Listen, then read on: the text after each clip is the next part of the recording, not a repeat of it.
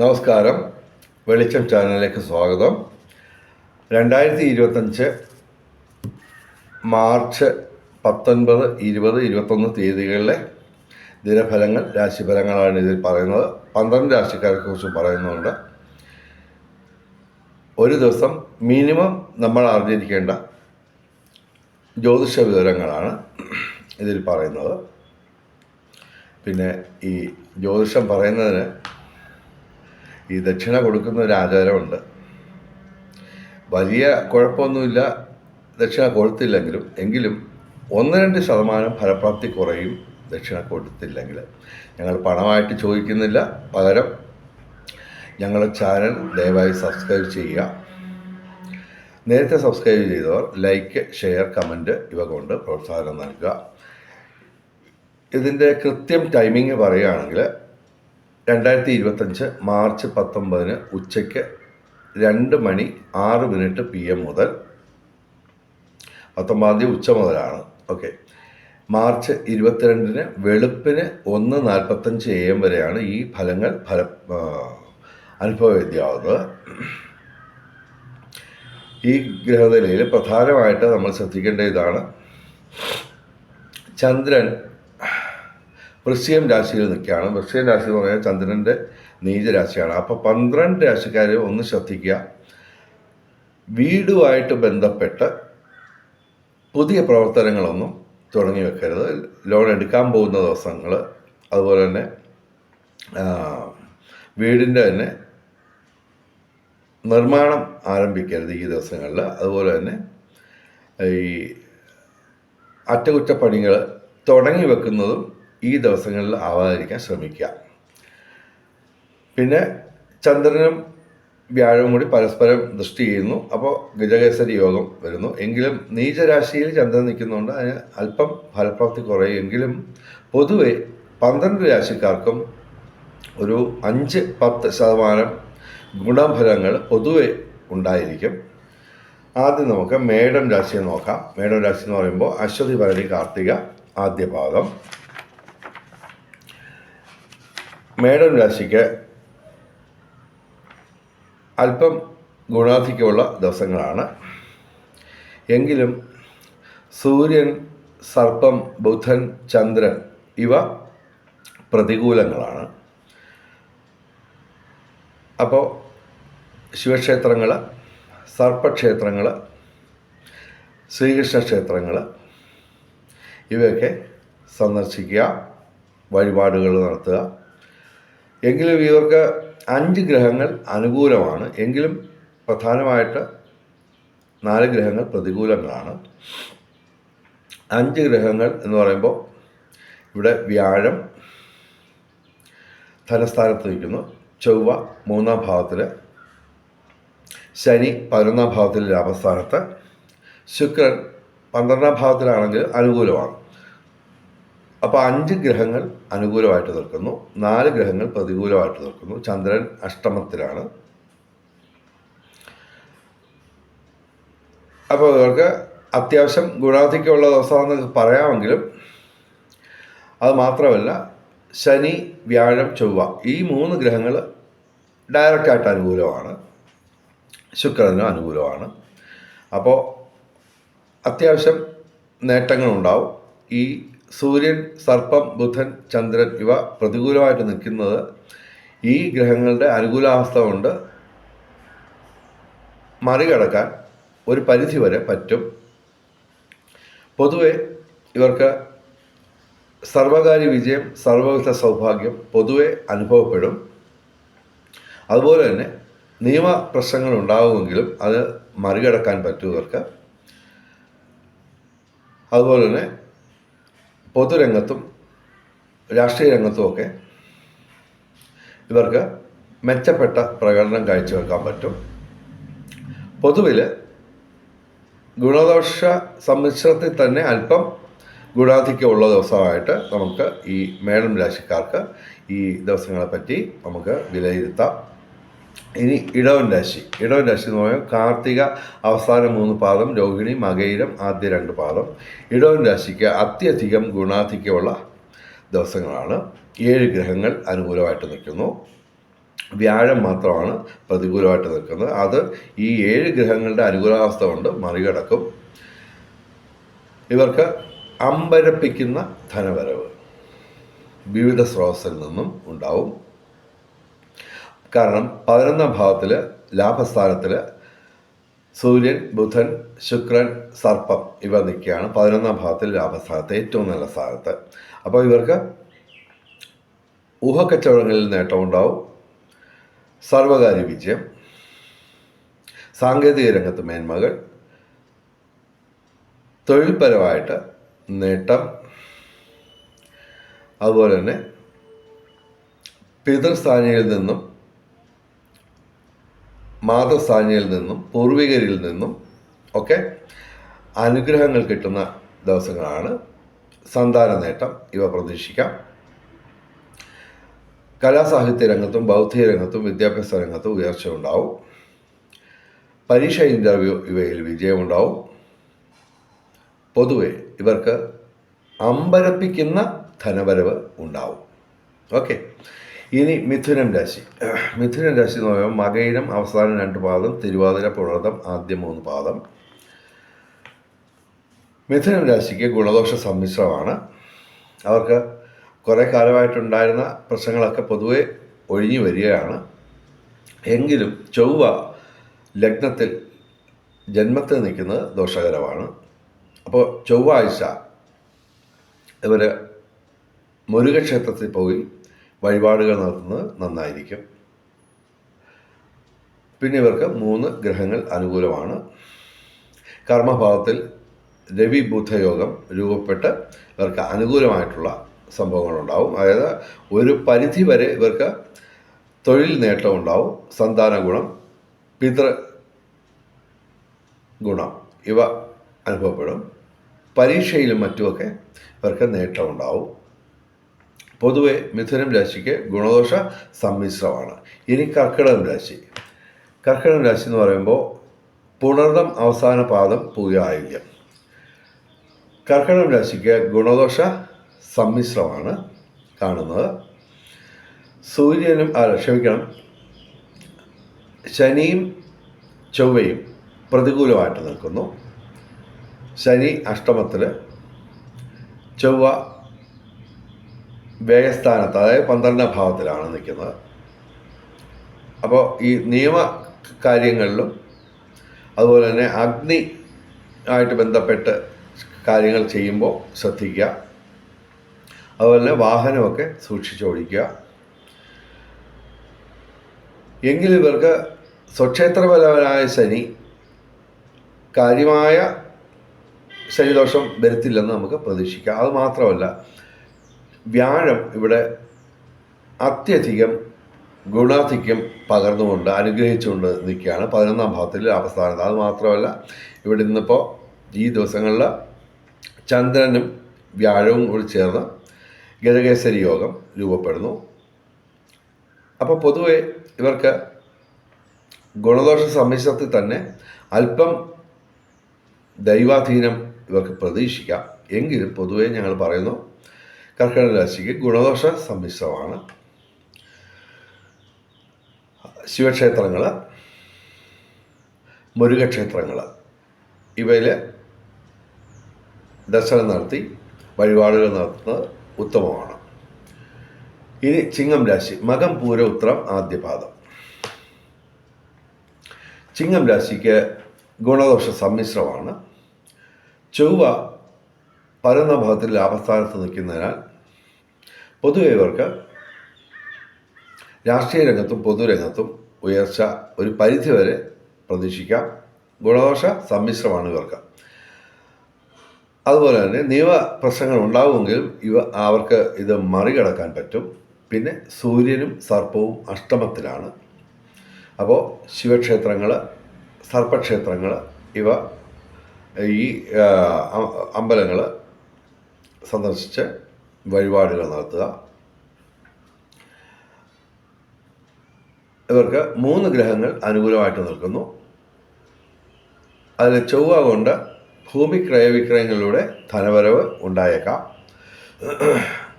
അതുപോലെ തന്നെ ബുധനും ശുക്രനും ഒരുമിച്ച് അനുകൂലമായതിനാൽ പരീക്ഷ, ഇൻ്റർവ്യൂ ഇതൊക്കെ വിജയമുണ്ടാവും. വിവിധ സ്രോതസ്സിൽ നിന്നും ധനവരവ്. പിന്നെ കലാസാഹിത്യ രംഗത്തും ബൗദ്ധിക രംഗത്തും ഒരു പരിധി വരെ ഇവർക്ക് നേട്ടങ്ങളുണ്ടാവും. ചിങ്ങം രാശിക്ക് ഗുണദോഷ സമ്മിശ്രമാണ്. ഇനി കന്നിരാശി എന്ന് പറയുമ്പോൾ ഉത്രം അവസാന 3 പാദം, അത്തം ചിത്തിര ആദ്യ 2 പാദം. കന്നിരാശിക്ക് ഗുണദോഷ സമ്മിശ്രമാണ്. അതിൽ തന്നെ അല്പം ഗുണാധിക്യം പ്രതീക്ഷിക്കാം. കാരണം ശനി, വ്യാഴം, ചൊവ്വ ഇത് 3ഉം ഒരുമിച്ച് ഇവർക്ക് അനുകൂലമായിട്ട് നിൽക്കുന്നു. എങ്കിലും പ്രതികൂലമായിട്ട് പറയാവുന്നത് കേതു ആണ്. ജന്മത്തിൽ നിൽക്കുന്നു, ലഗ്നത്തിൽ കന്നിരാശിയിൽ നിൽക്കുന്നു. അപ്പോൾ അത് കാരണം അല്പം ദോഷാധിക്യ ഉണ്ടാവേണ്ടതാണ്. പക്ഷേ ശനി, വ്യാഴം, ചൊവ്വയുടെ ഇവിടെ അനുകൂല ഭാവം കൊണ്ട് അത് മറികടക്കാൻ പറ്റും. പൊതുവെ ഇവർക്ക് പൊതു രംഗത്തും രാഷ്ട്രീയ രംഗത്തും ഒക്കെ നേട്ടം കൊയ്യാൻ പറ്റും ഒരു പരിധി വരെ. അതുപോലെ സർവകാര്യ വിജയം, സർവ്വവിധ സൗഭാഗ്യം ഒക്കെ ഇവർക്ക് പ്രതീക്ഷിക്കാം. എങ്കിലും അതിനൊക്കെ ഒരു പരിധി കാണും.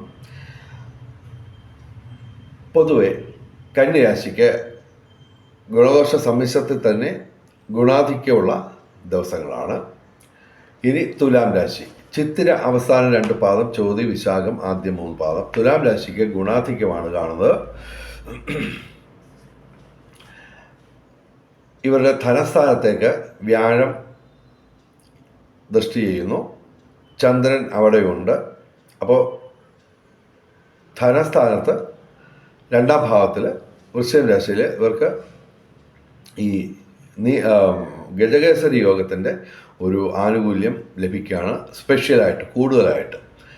അപ്പോൾ ഇവർക്ക് അത് കൂടാതെ ഇവർക്ക് ശനി 5ാം ഭാവത്തിൽ വലിയ നേട്ടങ്ങളൊന്നും ചെയ്യില്ലെങ്കിലും പൊതുവെ ഇവർക്ക് സ്വക്ഷേത്ര ബലവാനായ ശനി 5ാം ഭാവത്തിൽ നിന്നുകൊണ്ട് മോശമല്ലാത്ത അനുഗ്രഹങ്ങൾ ചൊരിയും.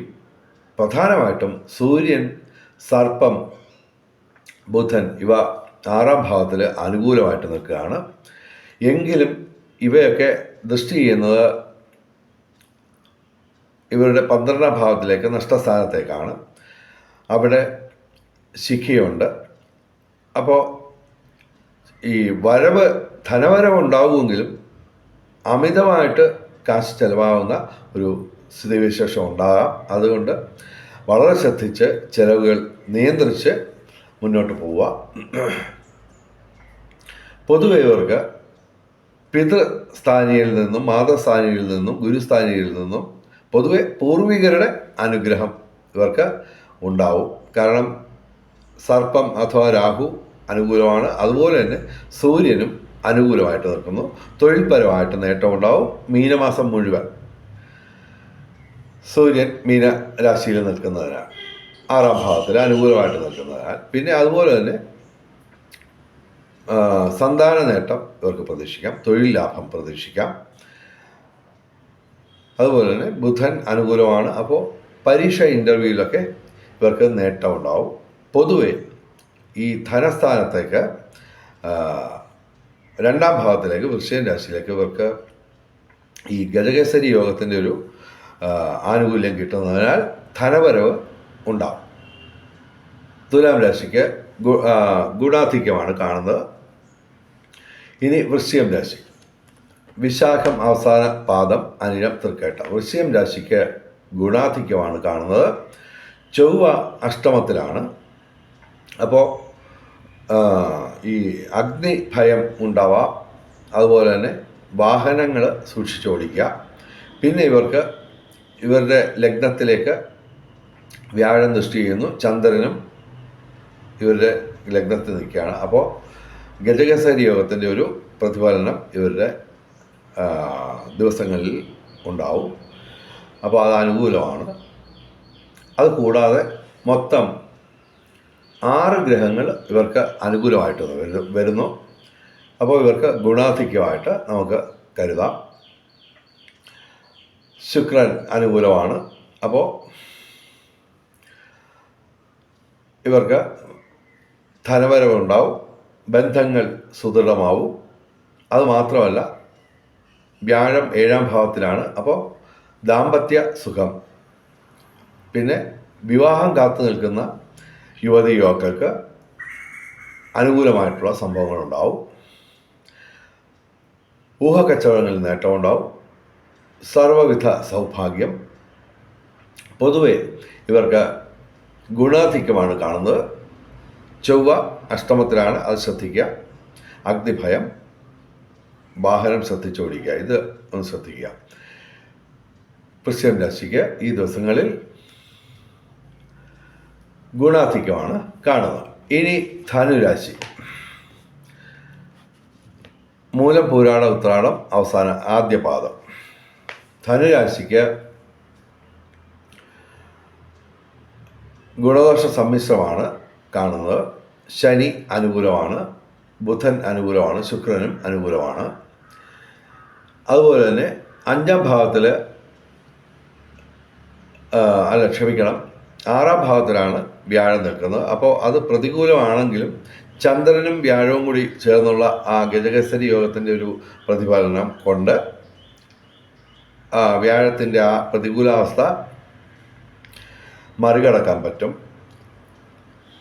ഇവർക്ക് പൊതുവെ ഒരു പരിധി വരെ സർവകാര്യ വിജയം, സാങ്കേതിക രംഗത്ത് മേന്മകൾ, അതുപോലെ തന്നെ ബുധനും ശുക്രനും അനുകൂലമാണ്. അപ്പോൾ കലാസാഹിത്യ രംഗത്തും ബൗദ്ധിക രംഗത്തും വിദ്യാഭ്യാസ രംഗത്തുമൊക്കെ ഉയർച്ച ഉണ്ടാവും. പരീക്ഷ ഇൻ്റർവ്യൂവിലൊക്കെ വിജയമുണ്ടാവും ഒരു പരിധി വരെ. അതുപോലെ തന്നെ ഒരു പരിധി വരെ ഇവർക്ക് വിവിധ സ്രോതസ്സിൽ നിന്ന് ധനവരവുണ്ടാവും. ബന്ധങ്ങളൊക്കെ പൊതുവെ ഗുണകരമായിട്ട് പരിണമിക്കും. ഇനി മകരം രാശി. മകരം രാശി എന്ന് പറയുമ്പോൾ ഉത്രാടം അവസാനം 3 പാദം, തിരുവോണം അവിട്ടം ആദ്യ 2 പാദം. മകരം രാശിക്ക് അത്യധികം ഗുണാധിക്യമുള്ള ദിവസങ്ങളാണ്. അമ്പരപ്പിക്കുന്ന ധനവരവ് ഇവർക്കുണ്ടാവും. 7 ഗ്രഹങ്ങൾ അനുകൂലമാണ്. 11ാം ഭാവത്തിൽ ചന്ദ്രനും വ്യാഴവും കൂടി ഇവർക്ക് ഗജകേസരി യോഗം രൂപീകരിക്കുന്നതിൻ്റെ പരമാവധി നേട്ടങ്ങൾ ഇവർക്കാണ് ലഭിക്കുന്നത്. കാരണം 11ാം ഭാവത്തിൽ ലാഭസ്ഥാനത്താണ് ചന്ദ്രൻ നിൽക്കുന്നത്. വ്യാഴം ഇവർക്ക് അനുകൂലമായിട്ട് നിൽക്കുന്നു 5ാം ഭാവത്തിൽ. അപ്പോൾ സർവ്വവിധ സൗഭാഗ്യം, അതുപോലെ തന്നെ ദാമ്പത്യ സുഖം, അതുപോലെ തന്നെ പ്രേമബന്ധങ്ങളിൽ അനുകൂലമായിട്ടുള്ള സംഭവങ്ങൾ നടക്കും. വിവാഹം കാത്തു നിൽക്കുന്ന യുവതി യുവാക്കൾക്ക് നേട്ടം ഉണ്ടാവും. അതിനോടൊപ്പം തന്നെ ചന്ദ്രൻ്റെ ഒരു അനുകൂലാവസ്ഥ വ്യാഴവുമായിട്ട് ചേർന്ന് അവർ പരസ്പരം ദൃഷ്ടി ചെയ്യുന്നതിനാൽ ഈ ഗജകേസരി യോഗത്തിൻ്റെ ഒരു വലിയ ഒരളവ് ഇവർക്ക് നേട്ടമായിട്ട് വരും. ഒരു പ്ലസ് പോയിൻ്റാണത്. പിന്നെ ചൊവ്വ ഇവിടെ 6ാം ഭാവത്തിൽ നിൽക്കുന്നു. അപ്പോൾ അത് അനുകൂലമാണ്. അപ്പോൾ ഇവർക്ക് ഭൂമി ക്രയവിക്രയങ്ങളിലൂടെ ധനവരവുണ്ടാവും. അതുപോലെ തന്നെ ചൊവ്വ കൊണ്ട് ഇവർക്ക് രാഷ്ട്രീയ രംഗത്തും പൊതുരംഗത്തും ഉയർച്ച ഉണ്ടാവും. അത് ചൊവ്വ, വ്യാഴം, സൂര്യൻ ഇവയുടെ 3ൻ്റെയും നേട്ടം കൊണ്ട്, അനുകൂലാവസ്ഥ കൊണ്ട് ഇവർക്ക് രാഷ്ട്രീയ രംഗത്തും പൊതുരംഗത്തും ഉയർച്ച ഉണ്ടാവും. പിന്നെ നിയമപ്രശ്നങ്ങളിൽ നിന്ന് ഇവർക്ക് അനുകൂലമായിട്ടുള്ള വിധി നേടിയെടുക്കാൻ പറ്റും. അതുപോലെ തന്നെ സൂര്യൻ 3ാം ഭാവത്തിൽ അനുകൂലമായിട്ട് നിൽക്കുന്നു. അപ്പോൾ തൊഴിൽ ലാഭം, പിതൃഗുണം, അതുപോലെ തന്നെ സന്താന നേട്ടം ഇവയൊക്കെ പ്രതീക്ഷിക്കാം. പിന്നെ രാഹു 3ാം ഭാവത്തിൽ അനുകൂലമാണ്. അപ്പോൾ ഇവർക്ക് ഊഹക്കച്ചവടങ്ങളിൽ നേട്ടമുണ്ടാവും. സൂര്യൻ്റെ കാര്യം ഞാൻ പറഞ്ഞു. തൊഴിൽ ലാഭം, സന്താന നേട്ടം, പിതൃഗുണം ഇവയൊക്കെ പ്രതീക്ഷിക്കാം. പൊതുവെ മകരം രാശിക്ക് അമ്പരപ്പിക്കുന്ന ധനവരവ് ഉണ്ടാവും. ഇനി കുംഭം രാശി. കുംഭം രാശി എന്ന് പറയുമ്പോൾ അവിട്ടം അവസാന 2 പാദം, ചതയം പൂരിട്ടാതി ആദ്യ 3 പാദം. കുംഭം രാശിക്ക് ഗുണദോഷ സമ്മിശ്രമാണ്. ശനി ഇവർക്ക് 12ാം ഭാവത്തിൽ വ്യയസ്ഥാനത്ത്, നഷ്ടസ്ഥാനത്ത് നിൽക്കുന്നു. ജന്മത്തിൽ നിൽക്കുന്നു. 7 ശനിയാണ്. അപ്പോൾ ശനി പ്രതികൂലമാണ്. കുംഭൻ രാശിക്കും മീനൻ രാശിക്കും പ്രതികൂലമാണ്. കുംഭൻ രാശിക്ക് ജന്മത്തിൽ ശനി നിൽക്കുന്നു. അപ്പോൾ ഇവർക്ക് ശാരീരിക അസ്വസ്ഥതകളൊക്കെ ഉണ്ടാകാൻ സാധ്യതയുണ്ട്. പിന്നെ ഇവർക്ക് ബുധനും ശുക്രനും ചന്ദ്രനും അനുകൂല ഭാവത്തിൽ നിൽക്കുന്നതിനാൽ ഇതിനൊരു പരിധി ഉണ്ടാവും. ഈ ശനിയുടെ ദോഷത്തിന് ഒരു പരിധി ഉണ്ടാവും. അത് മാത്രമല്ല, സ്വക്ഷേത്ര ബലവാനായ ശനിയിൽ നിന്ന് വലിയ ശനിദോഷം പ്രതീക്ഷിക്കേണ്ട. അത് തീർച്ചയായിട്ടും ഒരു പരിധി വരെ ഇവർക്ക് ശനിദോഷങ്ങളൊക്കെ അകന്നു പോകും. എങ്കിലും ഇവർ ശനിയാഴ്ച ദിവസം വ്രതമെടുത്ത് ശിവക്ഷേത്രം, അതുപോലെ തന്നെ അയ്യപ്പൻ്റെ അല്ലെങ്കിൽ ശാസ്താവിൻ്റെ ക്ഷേത്രത്തിൽ പോയി വഴിപാടുകൾ നടത്തുക. പിന്നെ ഇവർക്ക് ബുധനും ശുക്രനും ഒരുമിച്ച് അനുകൂലമായതിനാൽ ഇൻ്റർവ്യൂ പരീക്ഷയിലൊക്കെ ഇവർക്ക് വിജയമുണ്ടാവും. വിവിധ സ്രോതസ്സിൽ നിന്ന് ഒരു പരിധി വരെ ഇവർക്ക് വരുമാനമുണ്ടാവും. അതുപോലെ തന്നെ ബന്ധങ്ങൾ ഊഷ്മളമാവും.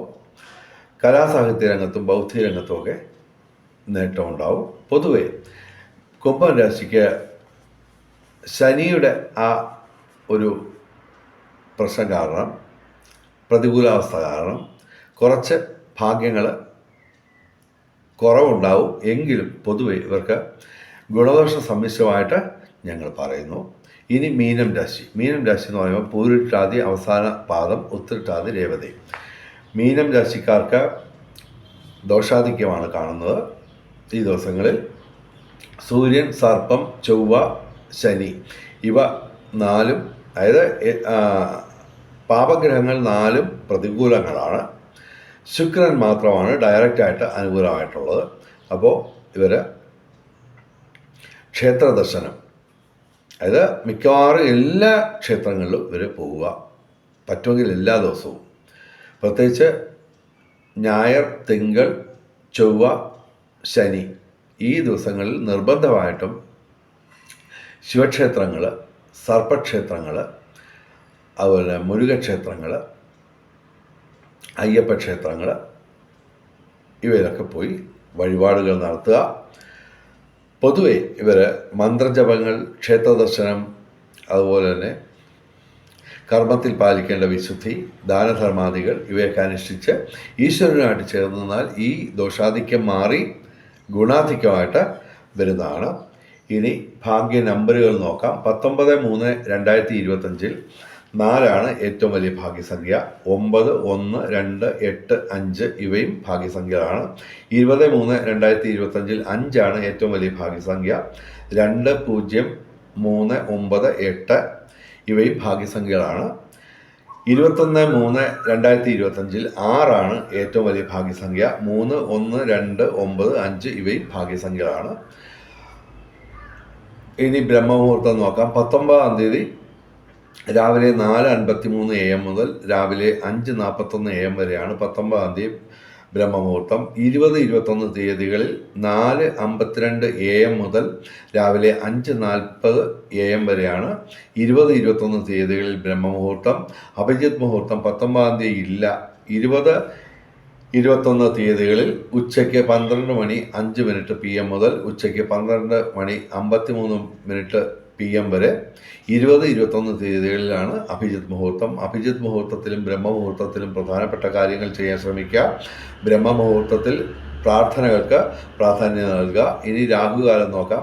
19-ാം തീയതി ഉച്ചയ്ക്ക് 12:29 PM മുതൽ ഉച്ചയ്ക്ക് 1:59 PM വരെ ആണ് 19-ാം തീയതി രാഹുകാലം. 20-ാം തീയതി ഉച്ചയ്ക്ക് 1:59 PM മുതൽ വൈകിട്ട് 3:29 PM വരെയാണ് 20-ാം തീയതി രാഹുകാലം. 21-ാം തീയതി രാഹുകാലം രാവിലെ 10:59 AM മുതൽ ഉച്ചയ്ക്ക് 12:29 PM വരെയാണ് രാഹുകാലം. 21-ാം തീയതി രാഹുകാലത്ത് പ്രധാനപ്പെട്ട കാര്യങ്ങളിൽ നിന്ന് വിട്ടുനിൽക്കുക. അതുപോലെ തന്നെ യാത്രകൾ ഒഴിവാക്കുക. ഇനി ഭാഗ്യ നിറങ്ങൾ നോക്കാം. മാർച്ച് 19-ാം തീയതി ബുധനാഴ്ച പച്ച, 20-ാം തീയതി വ്യാഴാഴ്ച മഞ്ഞ, 21-ാം തീയതി വെള്ളിയാഴ്ച ചുവപ്പ്, അല്ലെങ്കിൽ ഇവയുടെ ഇളം നിറങ്ങൾ, അതല്ലെങ്കിൽ ഈ നിറങ്ങൾ ഡിസൈനായിട്ടുള്ള വസ്ത്രങ്ങൾ ധരിച്ചാൽ ഭാഗ്യവർദ്ധന ഉണ്ടാവുന്നതാണ്. വെളിച്ചം ചാനലിൻ്റെ മുഴുവൻ പ്രേക്ഷകർക്കും സർവകാര്യ വിജയം, സർവ്വവിധ സൗഭാഗ്യം, രാജകീയ സുഖഭോഗങ്ങൾ, അപ്രതീക്ഷിത ധനലാഭങ്ങൾ, അപ്രതീക്ഷിത സൗഭാഗ്യങ്ങൾ ഇവ ഗുരുവായൂരപ്പൻ അനുഗ്രഹിച്ച് തന്ന് എല്ലാവരുടെയും ജീവിതത്തിൽ വെളിച്ചവും ഐശ്വര്യവും സമ്പൽ സമൃദ്ധിയും വന്നു ചേരട്ടെ എന്ന് പ്രാർത്ഥിച്ചുകൊണ്ട് വീഡിയോ അവസാനിപ്പിക്കുന്നു. നമസ്കാരം, ശുഭദിനം.